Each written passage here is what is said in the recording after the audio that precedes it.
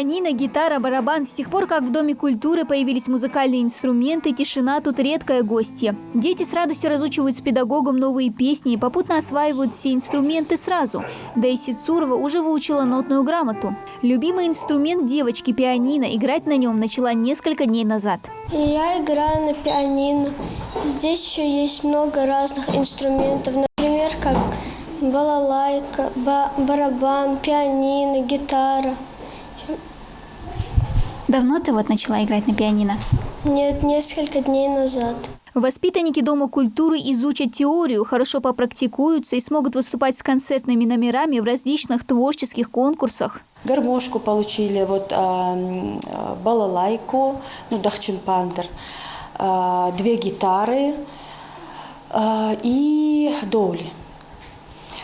Пока что нам этого хватает, потому что надо быть откровенными. Дети, конечно, посещают, но их не так много. То есть нам этих инструментов пока на сегодняшний день хватает.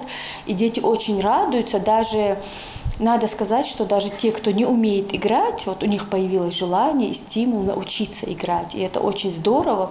Набор новых музыкальных инструментов в ДК Зязиков-Юрта завезли по поручению главы республики Махмуда Али Калиматова. Хотелось бы и поблагодарить за этот набор инструментов, потому что сейчас как раз мы буквально неделю назад отправили 2 заявки на международный фестиваль, онлайн-фестиваль.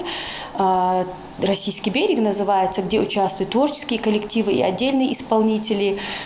И там обязательное условие, чтобы был живой звук. И, то есть, если это рояль, гармошка, гитара, чтобы человек играл, чтобы без использования какой-либо фонограммы все было.